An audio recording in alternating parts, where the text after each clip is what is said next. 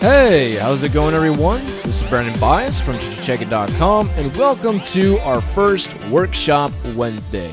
As most of you may know, yesterday was Christmas, that wonderful time of the year where people take the day off to spend time with their family, give each other presents, and eat a crap ton of food. Such a great holiday over here. But now that Christmas is behind us, we are well on our way to getting to the new year, 2013. So, since we're so close to the new year, I figured we might as well have a New Year's themed tutorial. And before we get into the tutorial itself, I have a really quick favor to ask of you guys. I really need you to like and comment on this video because lately Eli's been getting pretty upset that we haven't been getting a lot of views and all that, or not really views, but likes.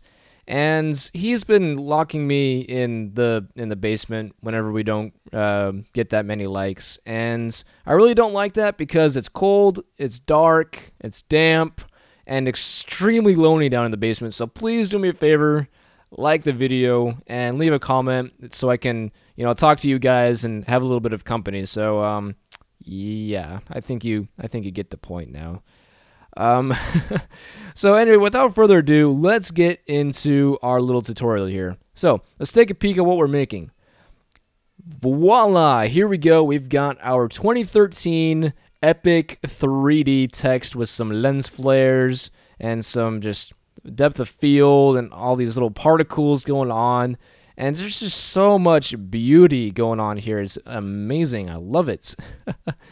And I don't really know what else there is to say other than this thing looks pretty awesome, but it's a lot of work. So let's strap in our little seat belts here and get going. I don't even know why I said that. It sounds kind of cheesy. So in order to create this particular effect exactly as it is, there is a lot of things that we need in order to accomplish it. The first thing, obviously, is Photoshop CS6 Extended, because we are creating this in 3D space.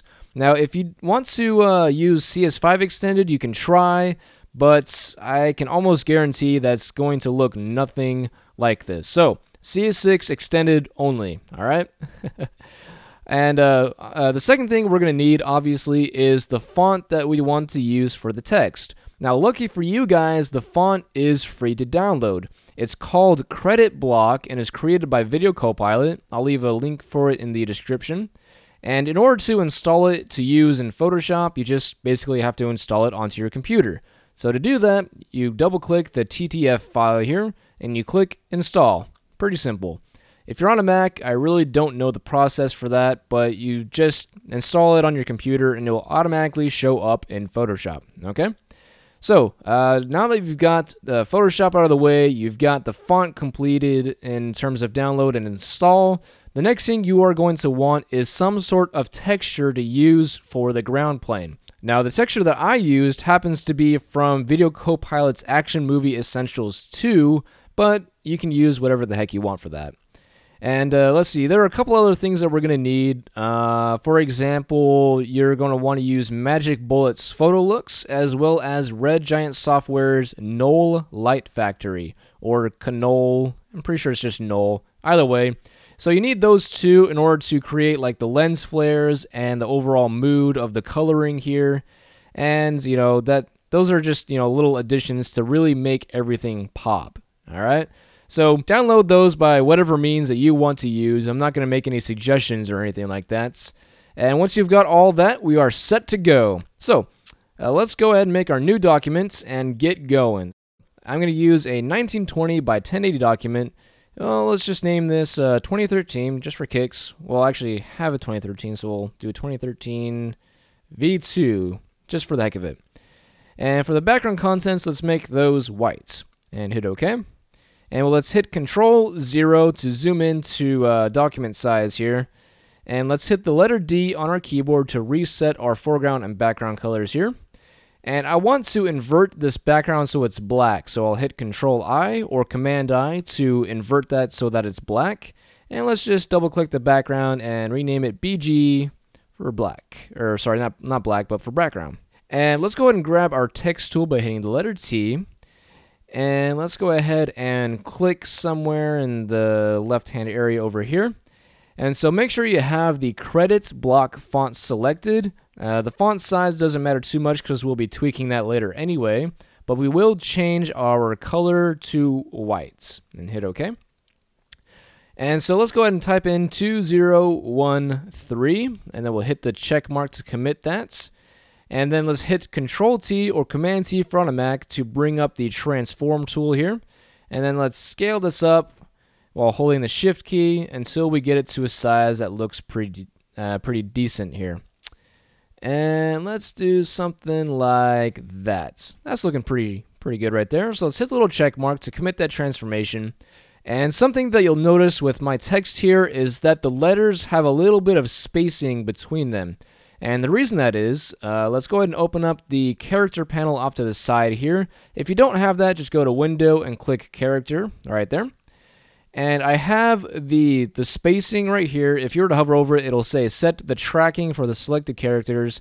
I have that set to a value of 100. If this was set to 0, then the letters would be right next to each other. So just select 100 or something like that, and you are set to go with that. Now, I want to make sure that this is perfectly centered horizontally on the canvas here. So to do that, I'm going to select my Move tool. Let's select the entire canvas by hitting Control or Command A. And then I'm going to hit the second to last icon out of these 6 right here. And so it's this little button right there. Give that a click, and that will center it horizontally on the canvas. And so now let's deselect this by hitting Control D or Command D if you're on a Mac. Now, we've got the text set up, so let's just go ahead and start off and extrude this in 3D space. So let's go to 3D, click 3D Extrusion from selected layer, and if you want to, you can switch to the 3D workspace, but I really don't need to, so I'm going to click No. And here we go, we're already starting to see some pretty cool 3D text here. Now, we are going to do a little bit of tweaking with the camera and the text and things of that sort. So, with your current view selected, go to the 3D camera, click Perspective, and change the field of view to 14.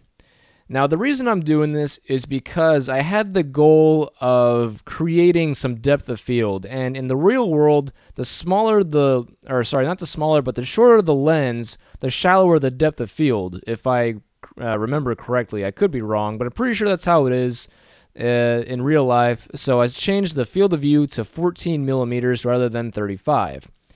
Now let's go ahead and grab this this tool right here called Slide the 3D Objects, and let's just kind of slide this on in while holding the Shift key until we're all nice and close. And we're almost there. Voila, looking beautiful.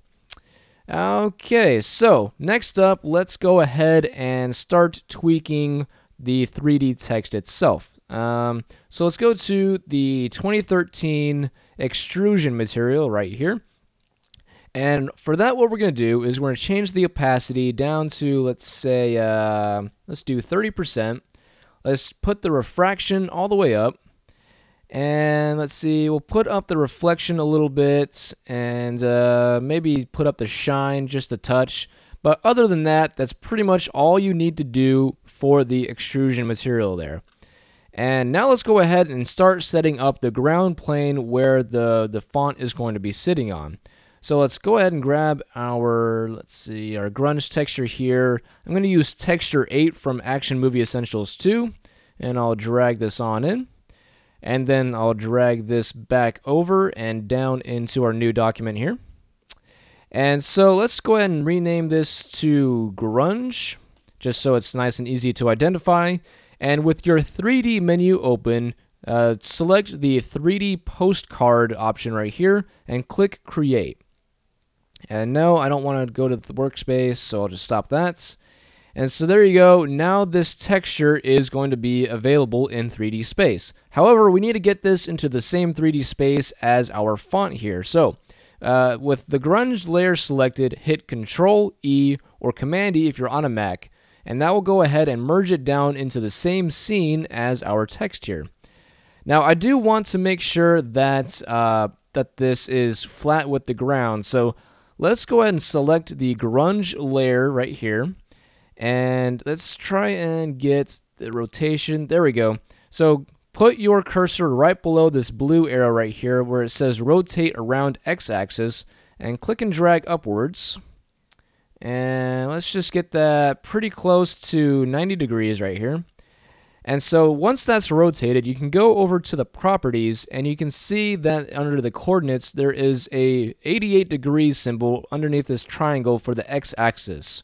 So what you'll want to do is change that to 90 degrees and hit enter.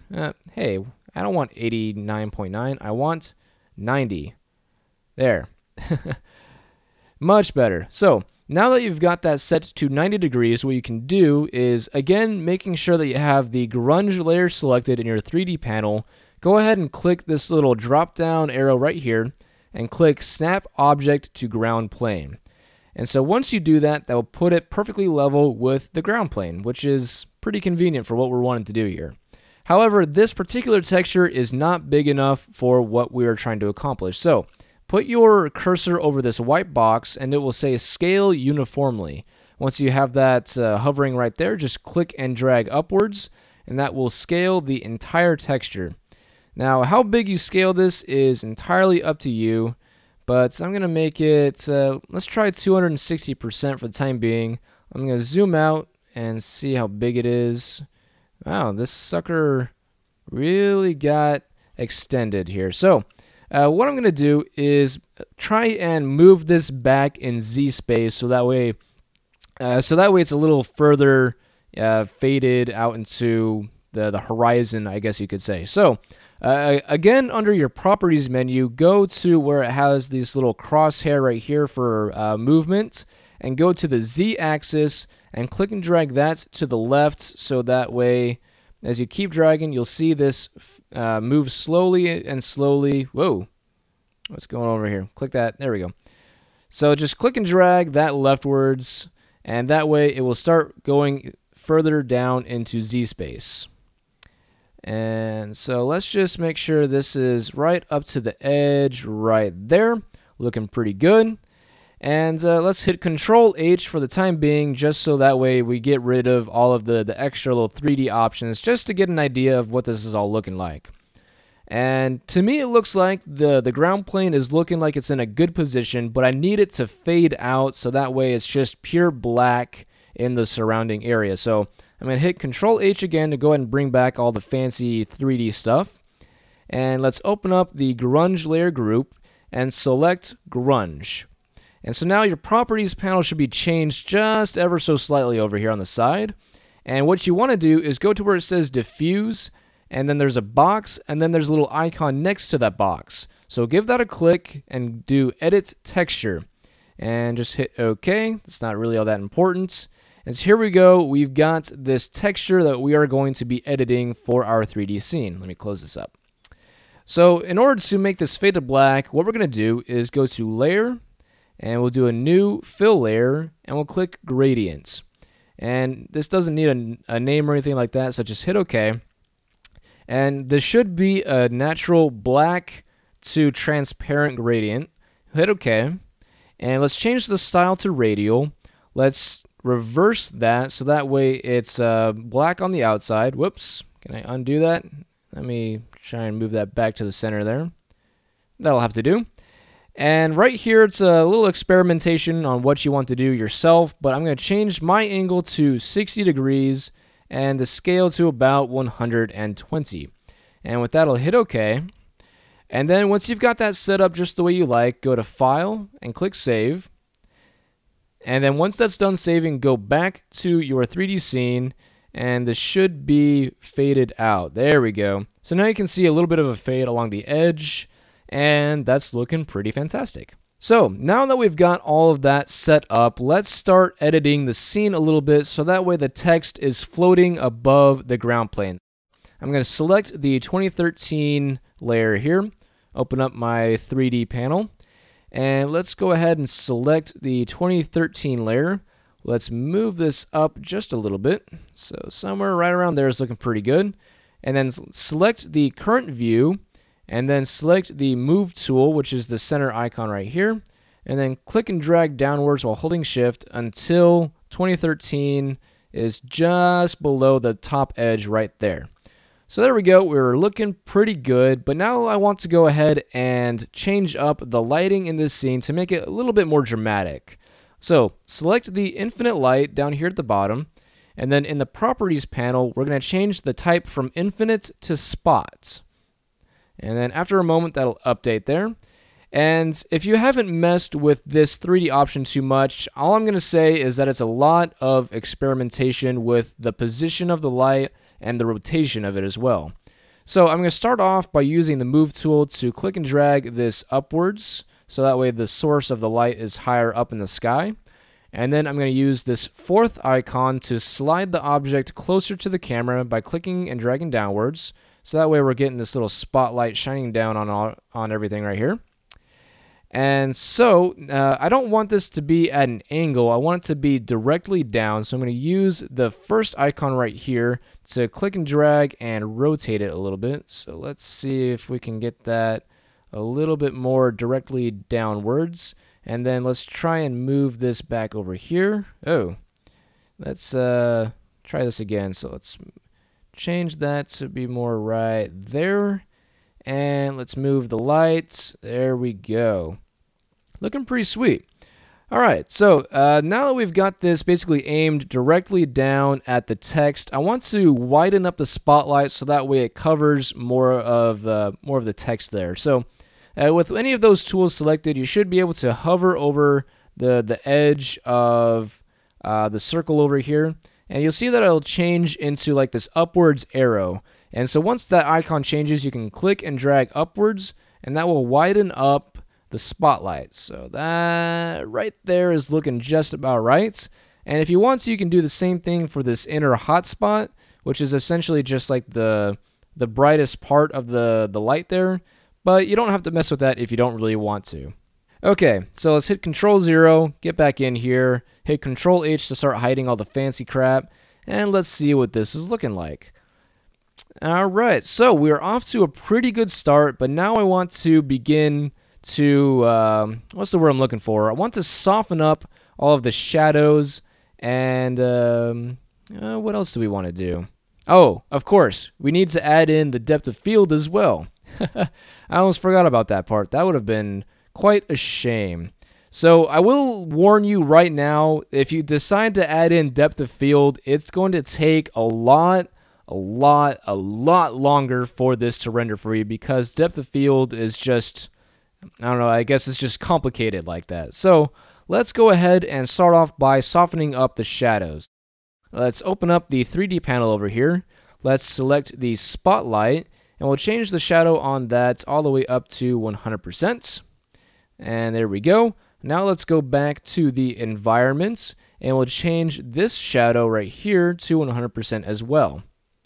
And so that should do it. Let's see if we go to the scene. Nope, that doesn't have anything. There we go. So that's all you have to do is change the environment shadow to a softness of 100%, as well as the shadow for the spotlight. So once you've got all of that going on, let's go ahead and apply the depth of field. So let's go to the scene, or is it the environment? I'm trying to remember here. Maybe there we go. Go to the current view. That's what I was looking for. And what we're going to do is we're going to change the depth all the way up to the maximum, which is 10. And you're going to see basically everything blur out. And that's because you don't have the correct distance for the depth of field set. You need to determine what's in focus. So all you're going to do is click and drag this upwards until you see the front of the 2013 text come into focus. But it looks to me like I already went past it, so I'm going to go left instead. There we go. So let's get that front in focus. Oh, too much. And right around there is looking just about perfect. So I set that down to 0.15 for the distance. That's going to be different between person to person depending on how far back or forwards you pushed the text. So just kind of play with the distance until you get something that looks just right. And once you've got all that going, let's click the render button next to this trash can in the properties and let this thing render for the next, Well, actually, I guess that depends on what computer you're using. So I'm just going to let this sit here for the next maybe half hour or an hour or so. And then I'll come back, continue the tutorial, and we will go from there. So I will see you in just a second. All right, we are back. This thing's been rendering for the past roughly an hour or so, and it said that I had like another hour to go until it was finished, but it looks good enough, so I just decided to interrupt it so we could keep going here. And let's see, so the spotlight itself looks a little choppy there, so if I had the time, I would go back and kind of tweak the spotlight there, but so far it's looking pretty good, so let's just go ahead and continue and see what we've got going. And so let's see. So the next step is to start adding in some of those little spotlights that you saw in the demo. These little twinkling lights that you see here and there throughout the image. So let's go ahead and do that real quick. Let's add a new layer, and let's just name this. I don't know. Let's name them particles. There we go. That's the name I was looking for. Particles. And what we're doing for this is going to be pretty simple. We'll go to our brush tool by hitting the letter B, and I'm going to set it down to maybe about 12 pixels with a hardness of 0% there.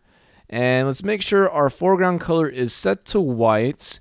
And then let's open up the brush panel over here on the side by, well, it depends on what you're doing. You can either hit F5 to bring that up, or you can go to Window, Brush to bring that up. And for what you're going to do on this, go to the brush tip shape and set the spacing to the maximum 1000%. And then for shape dynamics, put the size jitter to 100%. And that should be it for the shape dynamics. But on the scattering, you're going to put the scatter on both axes at 1000% and the count jitter at 1000% as well. And so that by itself is just going to vary up the size of the brush as well as how scattered it is going to be. So once you've got those settings set up, all you need to do is just choose where you want these particles to be. For example, maybe I'll have them trail along the side right here, maybe inside the 3 a little bit. Maybe I'll have them a little up there on the side. Let's put them between the 1 and the 0. Maybe I have a couple inside the 0. And maybe we'll just kind of trail along the side over here and on the inside, and just kind of put a couple out in the space out on the sides over here. And there we go. That's pretty straightforward. So just click and drag on random places, and you should get a pretty neat little effect here. Now, what you'll want to do next is add a little bit of a glow to the particles. So let's go to Effects. Let's add the outer glow. There we go. And for this, I like to have like a nice light blue kind of a color, and let's just make that just a small little bit of a fade there. Let's see what looks good. So maybe around 30 pixels is looking pretty decent. Just kind of mess with that as you so choose, and we'll hit OK. And so the last thing we're going to do is merge everything into a new layer, so that way we can apply the photo looks and the null light factory. So with the topmost layer selected, in this case it'll be the particles layer, hit Control Alt Shift E or Command Option Shift E, and that will merge everything into a new layer. So we can just call this merged. And let's start off by going to Filter, Magic Bullet, and use Photo Looks. And what you do here is completely up to you, but the effect that I decided to go with is under the music videos section, and just click, oh crap, which one of these was it? It was either Berlin or Blue Bleach, maybe not that one. Maybe it was Hot and Cold. Crap, I really don't remember which one of these it was. I'm pretty sure it was Blue Bleach. Yeah, there we go. So go to Blue Bleach. But since this one's a little bit too intense on the darks, what you'll want to do is go to the curves and then just kind of bring some of these shades back up, and then bring down some of the whites up there to just kind of mellow out the overall contrasting that's being applied. So that right there is looking pretty decent, and we'll just go and hit OK. And after a few seconds, it'll apply all of that coloring for you. And there we go. So we've got that kind of aquatic looking thing going on here. And just for that final touch, we are going to add that nice lens flare that we saw. So now we'll go back to filter, go to Red Giant Software and No Light Factory.